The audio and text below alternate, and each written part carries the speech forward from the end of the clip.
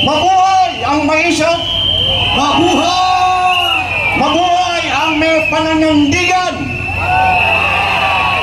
Mamatay ang tuwag! Mamatay ang sinungaling! Mamatay! Tingnan po natin ang pangyayari. Ano sa palagay nyo ang mandato ng PNP, ng Philippine National Police? Ang motto po nila is protect and serve. Ang tanong, sino ang kanilang pinoproteksyonan? Hindi ba mga politiko at anong kanilang mga superior? Ang dapat po ang proteksyonan ay ang tao, ang taong bayan. Di po ba? Ano nangyayari sa Davao? Ang alam ko, pagka-warrant of arrest, tao ang hinahanap. At pagka-search warrant, bagay naman ang hinahanap.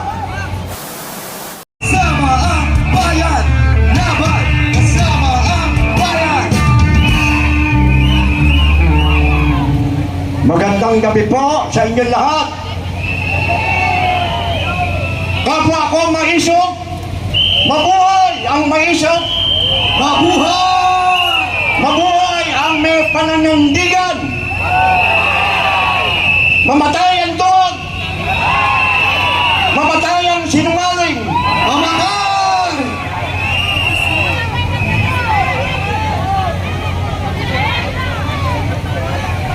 Kung sana yung ating mga boses ay may kapangyarihan, ang dami na siguro pong namatay.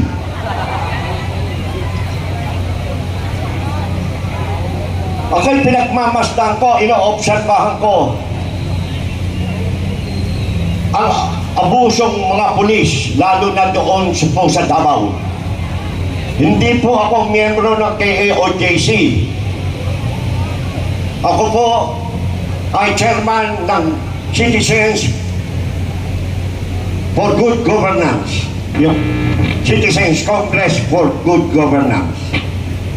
Kami po ay advocacy group na ang aming itinataguyod ay una ay yung mabuting pamamahala. Ang pangalawa po ay yung genuine people's participation sa public governance. At ang pangatlo ay federalismo. Dahil po, alam po natin na ang ating setup ngayon, ang ating unitary form of government ay pinaiikot na lang ng mga politiko instead na sila ang umigot sa sistema ng ating gobyerno. Hindi po ba? Tama po ba ako? O may tama sila? May tama sila.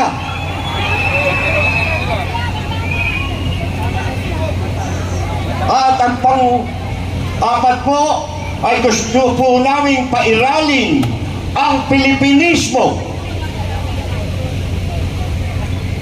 Kung paiiralin po natin sa buong bansa ang Pilipinismo, sa Tagalog po yung makapilipino. Wala na po sanang makapili, kundi makapilipino. Tapos na po ang panahon ng Hapon, yung makapili. Bakit hanggang ngayon, ang dami pong makapili, lalo na sa ating Kongreso at sa Senado. Di po ba? Tama o may tama sila? Tama! May tama sila! May tama sila! May tama sila! May tama sila! May tama sila! May tama sila! May tama sila! Bakit? Tingnan po natin ang pangyayari. Ano sa palagay nyo ang mandato ng PNP, ng Philippine National Police? Ang motto po nila is protect and serve. Ang tanong, sino ang kanilang pinoproteksyonan? Hindi ba mga politiko at anong kanilang mga superior? Ang dapat po ang proteksyonan ay ang tao, ang taong bayan. Di po ba? Ano nangyayari sa Davao? Sila ba pinoproteksyonan ba ang taong bayan?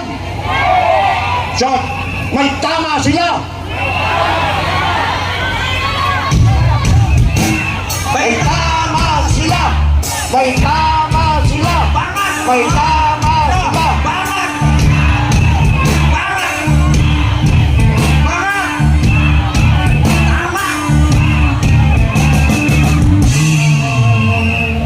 Ang susunod na tanong natin sa sarili, yung kanilang motto, protect and serve. Bakit? Why? Bakit nila pinoproteksyonan ang mga politiko? Bakit sa palagay nyo? Dahil sa pera! Sa premyo! Dahil sa pabor! At dahil sa employment security, baka sila matanggal kung hindi sila susunod kahit na illegal ang orders.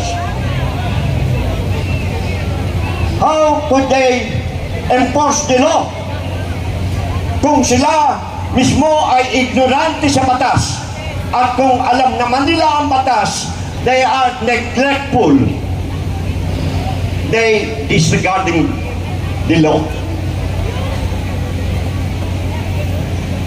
Tingnan po natin si General Torre. Siya na po ang judge. Siya pa rin ang jury.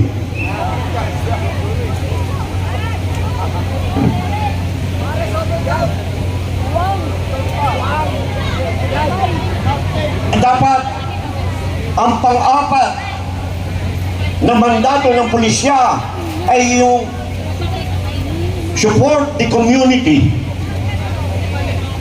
Ano nangyari sa Davao? Sinuportahan ba nila ang komunidad?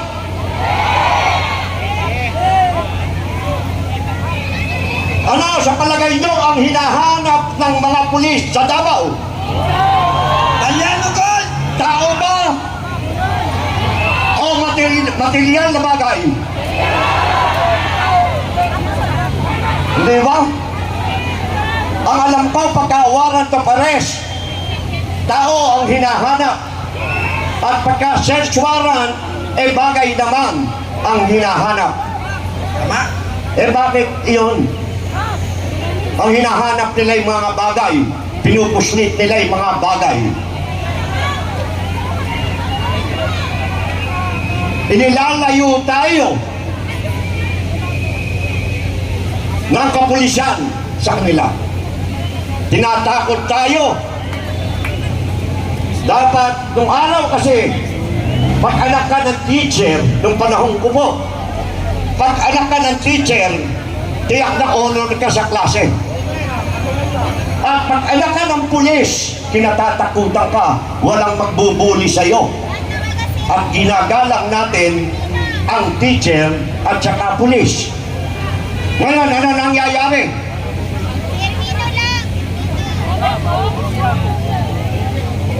Ang to protect the public safety, iyan din ang trabaho ng pulis. Pag may pulis sa isang lugar, ang mamamayan ay hindi safety. Natatakot. Hindi mo ba? Ganon po ang ginagawa nila ngayon. Ang pakiusap ko po sana, tayo iisa ang kulay natin. Kahit po magkakaiba ang ating pinanggalingan, ang ating pinag-aralan, dapat huwag nating igalang natin ang ating pagkakaiba, ngunit may pagkakaisa. Kung isa sa puso po natin ang magpa-Pilipino o Pilipinismo, ano po na ang definition ng magpa-Pilipino o Pilipinismo? Hanguin po natin doon sa kinanta natin kanina na lupang hinirang. At pagkatapos natin kantahin nung tayo'y nag-aaral pa, ay sumusumpa tayo yung panatang makabayan. Hindi po ba? Natatandaan ba nyo ang huling talata ng panatang makabayan? Sa isip, sa salita, at sa gawa. Ano po naman sa lupang hinirang? Ang huling talata, ang mamatay ng dahil sa'yo. Ituloy po natin, sa isip, sa salita, at sa gawa, ang mamatay ng dahil sa'yo. Iyan ang mga Pilipino. Iyan ang tunay na Pilipino. Iyan ang tunay na mauso.